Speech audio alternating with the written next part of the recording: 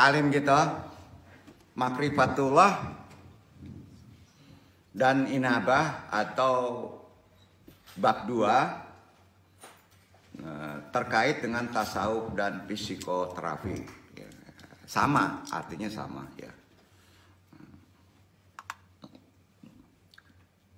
Kategorinya langsung andung sandarkan kepada amalan. Berarti kalau amalan lebih ditekankan kepada terapinya, ya, lebih ditekankan kepada terapinya, ya. Nah, jadi ini sebetulnya kaji ini salah satu kaji daripada sifat ilmu usul, ya, sifat ilmunya usul. Syukur alhamdulillah kayaknya ini udah mulai ada pencabangan ilmu ya di akademis ya ini ya di UIN ya.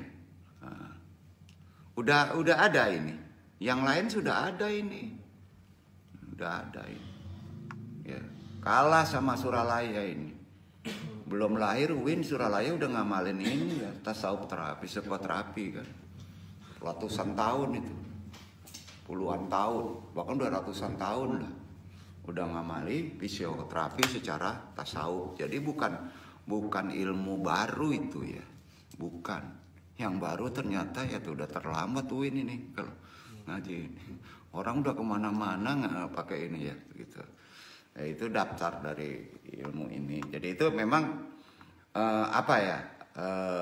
ini sebetulnya terakhir nanti kajinya.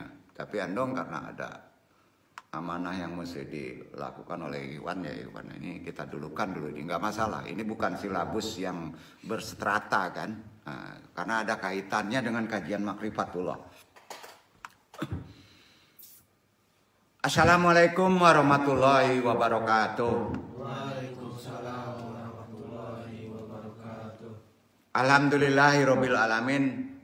Hamdan habibi, hamdal mustaghfirin. Hamda yuabi, yuamahu yukafi majidah. Asyhadu alla ilaha illallah wa asyhadu anna Muhammadan abduhu wa rasuluh.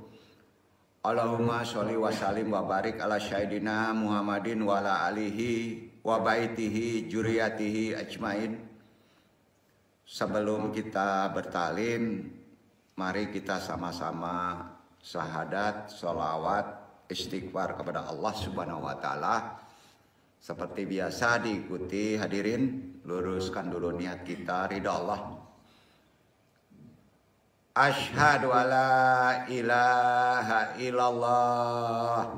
Asyhadu an la ilaha illallah. Wa asyhadu anna Muhammadur Rasulullah. Wa asyhadu anna Muhammadur Rasulullah. Asyhadu alla ilaha illallah. Asyhadu an la ilaha illallah. Wa asyhadu anna Muhammadur Rasulullah.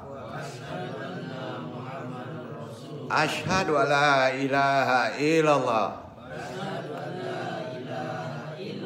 Wa asyhadu anna Muhammadur Rasulullah. Allahumma sholli ala sayyidina Muhammadin nabiyyi ummi. Allahumma sholli ala sayyidina Muhammadin nabiyyi ummi. Wa ala alihi wa sahbihi wa salim. Astaghfirullahal ghafurur rahim. Astaghfirullahal ghafurur rahim. Astaghfirullahal ghafurur rahim. Ilahi anta maksudi wariddoka matlubi atini mahabbataka wa marifataka. Langsung 3 kali. La ilaha illallah. La ilaha illallah. La ilaha illallah. La ilaha illallah Muhammadur Rasulullah. ila hadiniya solihi wa ila hadrati Syekh Abdul Qadir Jailani bi syafaat Nabi Muhammad bi iznillah wadidullahi ya Allah ya Allah ya Allah ya Allah innaka ala kulli syai'in qadir taqdi hajatina.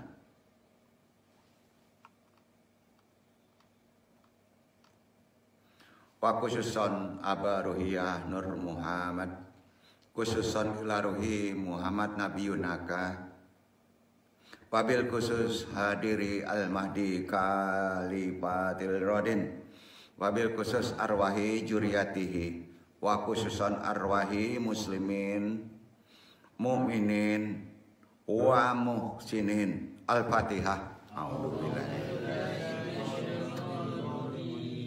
Bismillahirrahmanirrahim. Alhamdulillahi rabbil alamin. Ar-Rahmanir-Rahim. Maliki yaumiddin. Iyyaka na'budu wa iyyaka nasta'in. Ihdinas siratal mustaqim. Siratal ladzina an'amta 'alaihim ghairil maghdubi 'alaihim waladdallin. Berdoa. Subhanaka ilma lana ila ma alam tanah innaka antal alimul hakim. Rabbi sori sodri wa yasirri amri wahlul udatam min lisani yafqahu qauli. Ya Allah, ya Rabbku, lapangkanlah untukku dadaku, mudahkanlah untukku urusanku, uraikanlah simpul pengikat lisanku, baik pentaklim maupun yang ditaklimi, agar mereka bisa memahami perkataan-perkataan dan taklim ini dan Allah meridhoi. Alhamdulillahirabbil. Puji syukur kehadirat Allah Subhanahu wa taala dengan kodrat iradatnya dan rahmatnya kita masih diberi waktu untuk bertolebul ilmi di tempat ini. Hadirin jemaah Iwan akhwat YMA rahimakumullah, baik yang mengaji secara talaki, secara langsung, yang andung juga doakan selalu, juga Ikhwan akhwat yang mengaji secara tidak langsung atau melalui dunia sosial, semuanya rahimakumullah. Di pertemuan hari ini Al-Fakir akan coba membahas tentang makrifatullah yang dikaitkan dengan inabah. Inabah itu firman Allah, artinya mendekat kepada Allah, bisa menuju kepada Allah, bisa dijabarkan begitu inabah. Kalau dirunut dari awal kemarin kaji ke jatullah dan tidak boleh menggunakan akal pikiran dalam konsep bukan tidak boleh memahami, itu bab 1. Sekarang masuki bab 2 terkait dengan inabah atau agak agak melesat. Karena inabah ini adalah sudah sifatnya bukan tahara tapi sudah membantu. Jadi sudah kaji yang disebut kaji memikirkan umat ya. Dalam hal kajian inabah ini terkait dengan makrifatullah, yang perlu ditekankan adalah hubungan ruhani ke fisik, atau secara bahasa modernnya mungkin kita sering menyebutnya terkait dengan apa yang disebut tasawuf dan psikoterapi ya. Bismillahirrahmanirrahim.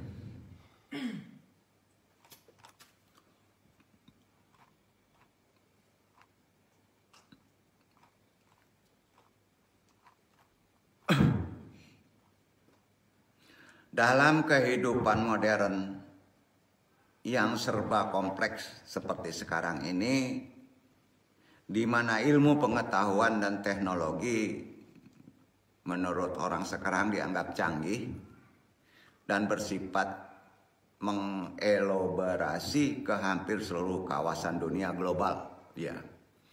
Di antaranya dunia komunikasi mungkin ya. Pada saat mana manusia harus berkelit menghindar dengan problem kehidupan yang serba materialistis dan pada gilirannya mengakibatkan pada manusianya menjadi egois dan individual. Itu efek dari modernitas. Ya. Bahkan bisa sangat individual. Itu udah kita alami, kita amati, kehidupan sekarang dengan 10 tahun yang lalu aja berbeda. Kita dengan tetangga kadang-kala nggak tahu lagi ya. Nah, udah mulai individual. Ya. Kenapa?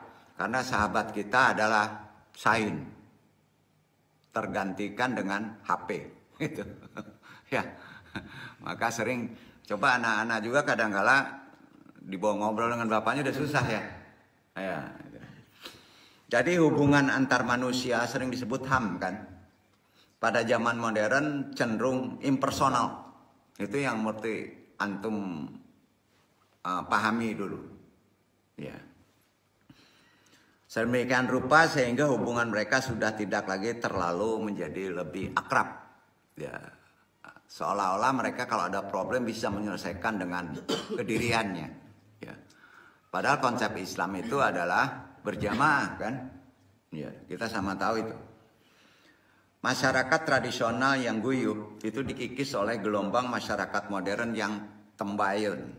Ya kan? Nah, fenomena-fenomena tadi membuat manusia semakin kehilangan jati dirinya nantinya. Ya. Kondisi demikian mengharuskan kita untuk sebenar-benar mampu bertahan, mengendalikan diri kita untuk kemudian tetap tegar dalam kepribadiannya. Jangan lewat, jangan lepas dari kepribadian kita sebagai orang yang betul-betul bisa memanusiakan manusia. Wah, bahasanya akademis bener dong. Nggak enak kalau bahasa akademis mesti akademis ya. Betul kan? Nah, ini kan bahasa catatan nanti. Nah, ini penting. Ya. Kita kalahin yang sering buat deskripsi ini. Kaku banget sih. Jadi ketenangan hidup, ketentraman jiwa atau kebahagiaan batin tidak banyak tergantung kepada faktor-faktor luar. Sosial, ekonomi, politik, adat, kebiasaan, dan sebagainya. Melainkan lebih tergantung kepada cara dan sikap menghadapi faktor-faktor tersebut. Itu yang perlu antum pahami. Ya. Bersikap terhadap apa gimana? Bersikap terhadap tetangga yang begitu gimana? Bersikap terhadap teman itu bagaimana? Berarti butuh ilmu. Dalam kehidupan sekarang butuh ilmu. Ya. Antum berusaha mencerdaskannya. Secara biasa dulu. Jadi berdasarkan hasil penelitian, observasi nih, Andung juga observasi lah, sampai ke Amerika, kecil kalau antum, operasi indah alay ampang sini, alay ampang. Ya. Observasi penelitian yang dilakukan terhadap para pasien, Oden, gitu ya, pasien Oden ya, yang terganggu kesehatan apanya, mentalnya dulu. Kesehatan mentalnya. Ingat, kalau kita dalam konsep tasawuf, yang diutamakan bukan fisiknya. Duduk. Apa? Mentalnya dulu. Jadi antum, background antum ini misalnya background tarbiyah, agama, filsafat, yang diperbaiki mentalnya dulu, jangan fisiknya. Jangan fisiknya. Kadang-kala mentalnya diselesaikan, fisiknya jalan sendiri sebaik. Jangan terlalu capek, gitu. Ya, makanya kalau di sini berobat, yang sakit mana? Ini. Itu udah nunjukkan kemana larinya nih mentalnya. Nah itu ada metodenya. Itu disebut cara menterapis secara konsep Islami. Ya. Ini baru teori itu tasawuf. Maka tasawuf dan terapis itu harus. Bukan dua disiplin ilmu yang berbeda. Itu sebetulnya dua kata yang harus disatukan kata. Satu kata itu apa namanya? Inabah. Tasawuf dan terapis adalah namanya inabah. Nah besok andung kaji. Ada di Quran. Derivasi inabah itu ada 7 kata. Jadi kalau ditanya, nah ini buat pinter yang mau duduk di sana nggak enak nih. Nanti dasar Qurannya apa? Tasawuf dan terapis. Nah, kalau ditanya sekarang pasti nggak tahu nih. Betul, banyak yang nggak tahu nih. UIN Bandung berapa tahun jurusan ini? Andung tahu itu? Semarang berapa tahun? Ya.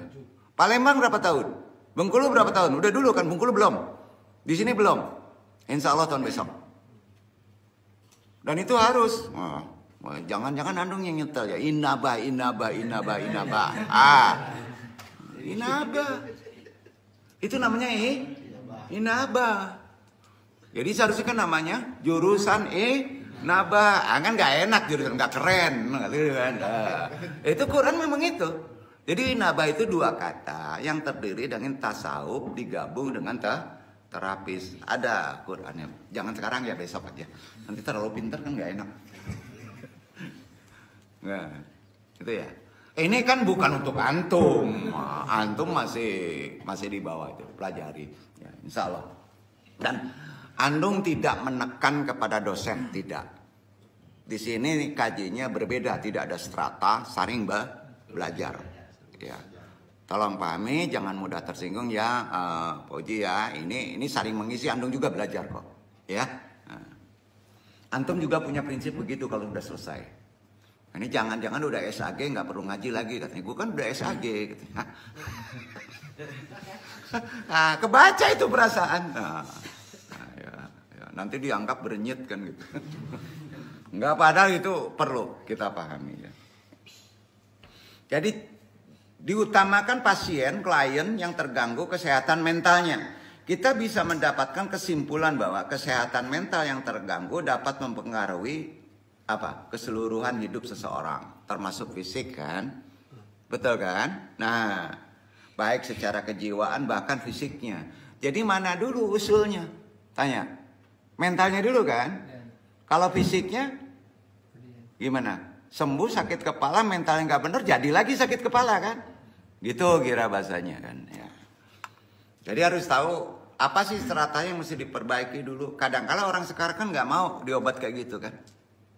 Iya kan? Nah, seperti sakit perut ke obatnya mesti doa Al-Fatihah kepada ibu ya. Itu panjang ceritanya itu. Berarti sisi kejiwaannya yang harus diselesaikan. Ada sangkut paut dengan orang, dengan ibu gitu. Nah itu antum, cendekiawan muslim,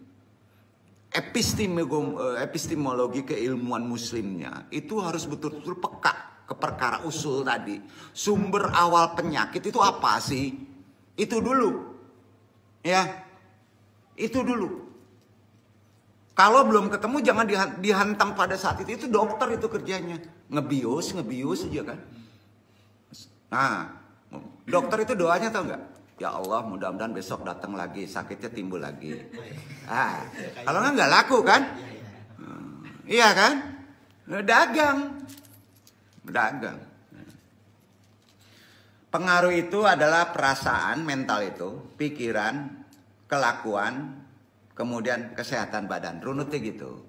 Mental itu ya mempengaruhi perasaan, pikiran dulu, kemudian kelakuan, setelah pikiran kelakuan, sudah itu baru kesehatan badan. Itu runutnya. Sedang yang tergolong penyakit jiwa nih, bahasa kerennya apa? Ini ada disiplin khususnya. Namanya psikosis. Ya. Psikosis. Adalah lebih berat lagi. Mental aja itu runutnya ya. Perasaan, pikiran, kelakuan, kesehatan badan. Itu runut mental. Kalau sudah ke jiwa, itu badannya beda lagi. Lapisannya beda. Kalau orang sebut sakit jiwa, biasa umum secara awam nyebutnya apa? Gilo. Ya, gilo ada dua. Ada gilo permanen, ada gilo buah-buahan. Anak antum kebanyakan tuh gilo buah-buahan, enggak permanen. Nah, itu kayak gitu. Jadi ini harus dipahami begitu gitu. Ya, betul kan? Nah, ya sebenarnya kalau ke jiwa larinya ke permanen itu yang berat. Ya, manusia yang serasi, selaras, seimbang itu jargon hidup yang mesti antum semua ciptakan sebagai seorang muslim dan membantu yang lain. Jadi konsepnya harus diseimbangkan. Itu ajaran terapi Islam. Jadi apa itu? Bukan menghilangkan. Duduk. Ngajarin ya. Sakit kepala jangan dihilangkan sakitnya, bukan menyembuhkan itu. Menaikin tensi kepala. Kalau di dokter sakit kepala diusahakan dihilangkan, tapi diseimbangkan. Duduk gak tuh? Gimana cara menyeimbangkannya? Ayo, tokok tak, sakinya harus di luar taraso, maka di dalam kurang gitu. Tapi jangan dilakukan itu, kaji aneh itu tadi. Duduk nggak? Caranya, ya. Siksa tubuh. Kalau kepala tuh siksa tubuh, gerakan tubuh, olahraga, wow, gitu. Maka kurang. Itu konsep keseimbangan, ya.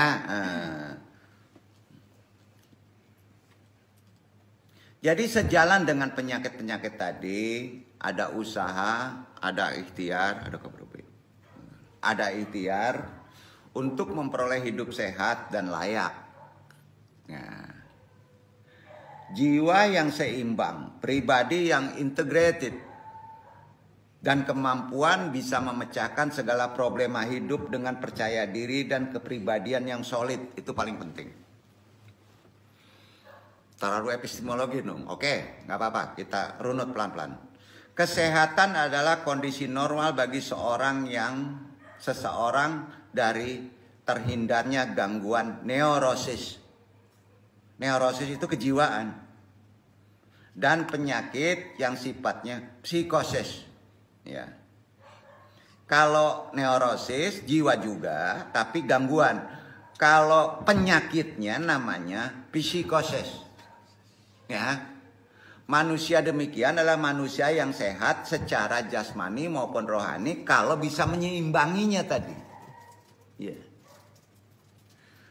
Penyakit psikosis atau jiwa adalah kelainan kepribadian yang ditandai oleh mental dalam kehidupannya, gangguan emosional, itu mental, disebut profound mental.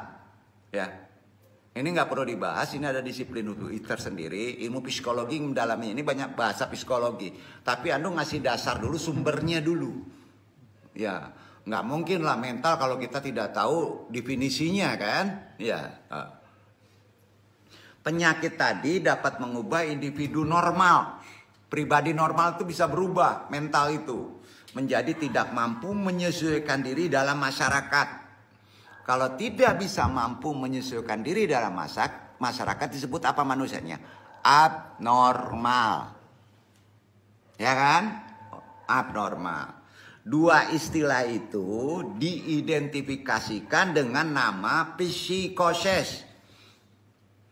Ini adalah insanity dan dementia.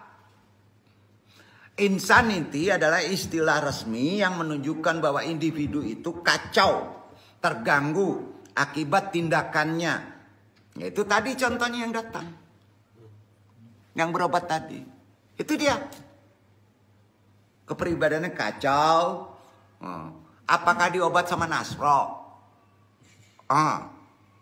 B kompleks, CTM, nggak mempan sama itu.